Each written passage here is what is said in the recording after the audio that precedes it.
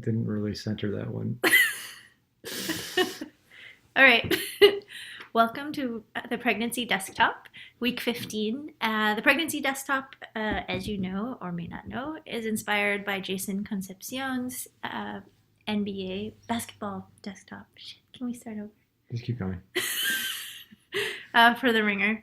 I am not yet a pro at this, but I'm learning. So yes, so we're tracking this pregnancy journey, and right now we're at week 15. So this is a recap of week 15. And I'd like to start with a pun. And this week is kind of a visual pun. Uh, so one of the exercises I can do right now is yoga, because it is certain kinds of yoga, um, and so there's three. I found three really good yoga poses for pregnancy. This is called the with child pose. So that's a good one. Also, the other pose is called praying. Wait, I'll show it to you. I've decided this pose is called praying it. And the last pose, I haven't tried this one yet. This one is called Tadasana. Nah. I don't get it. Oh, you get it if you do yoga, because Yeah.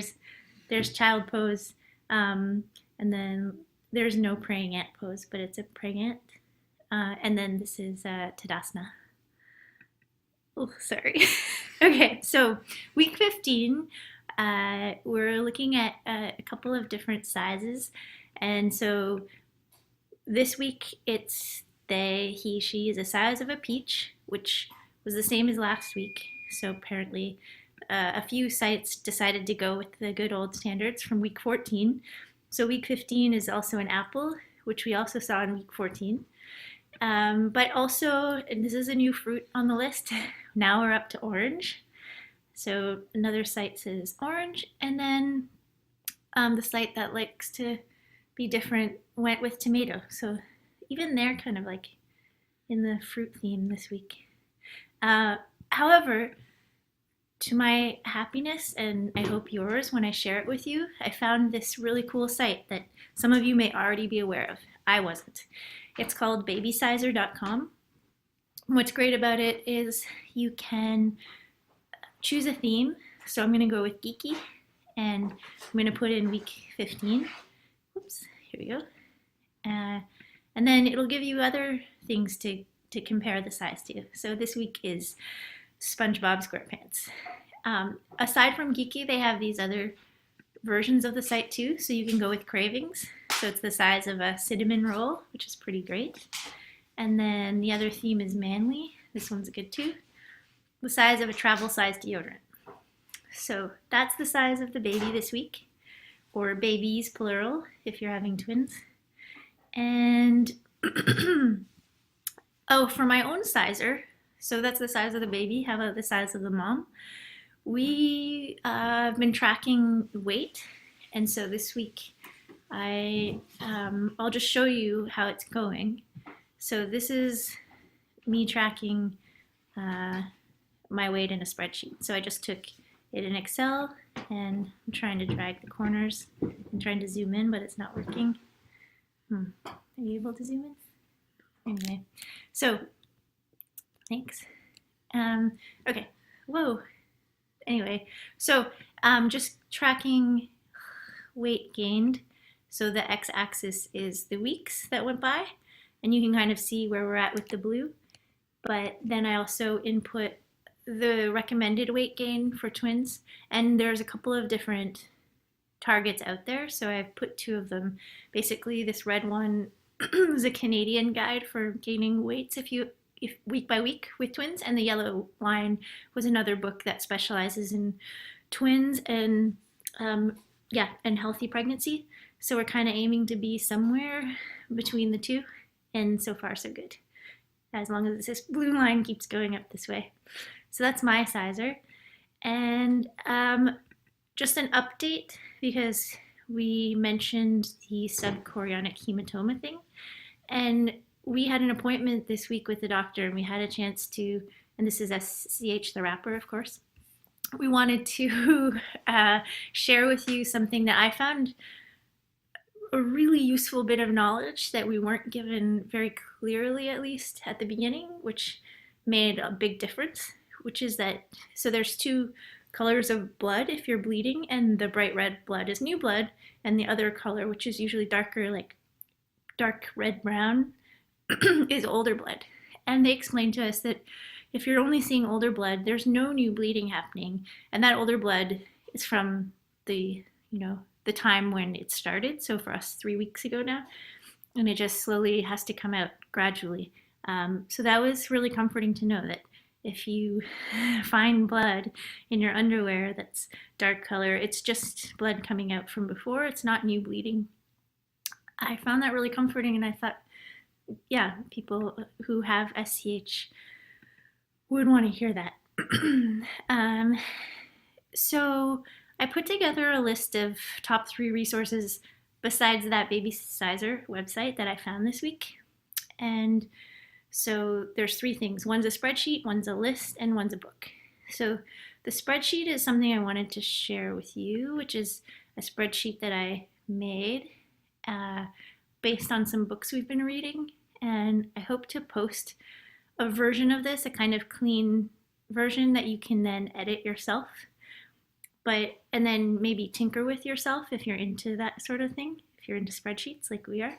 And it's just putting together a description of the thing you need and kind of categorizing it, and also when it's needed by.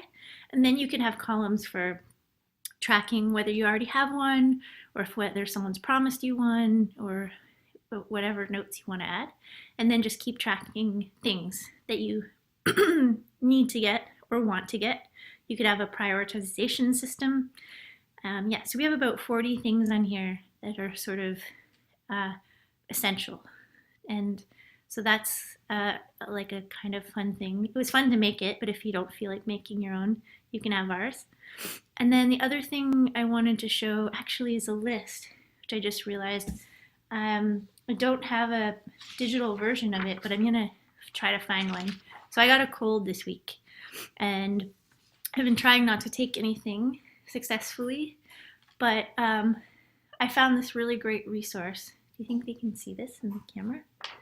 Okay, well, I'll find a way to digitize this and post it, but I'm just gonna refer to it for now. So this is the list. What's great about it is it has the symptoms, so like congestion, and then the non-medication approach first. And then after that, examples of safe products to use, like the generic name and then also the brand name. It's a really easy, fast reference list for everything from dry cough to allergies to headaches, which I have all the time now, to hemorrhoids and constipation and nausea, everything. So for example, one of the things it suggests for headaches is a gentle neck massage. So if you've been looking for one more excuse to get a gentle neck massage, it's condoned by doctors. Okay, so the third thing is an audiobook, and I like to take in books by audio anyway, but going forward, I think when my hands are going to be full with 2 babies, even with 1 baby, you don't have a lot of spare dexterity. I think taking in audiobooks is a really good way to get information into you. And this is the one that I have going right now. I'm almost finished listening to it. It's called The Informed Parent. And just a caveat, it didn't get very good reviews, but in skimming the reviews, I saw that the main complaint is that all the references they cite in this book, there's a lot of studies, aren't included in the print version. So it's no problem if you're reading the audiobook or the print version. You can just go to their website. So here's the link. And all the studies are organized by topic. And so you can easily browse them. I like this link because even if I hadn't read the book, it would just be a nice resource. So you can quickly see kind of the state-of-the-art summary of the literature on different topics, from, I guess, breastfeeding blues, so and mother's depression, to things like sleep training, circumcision, all the fun things.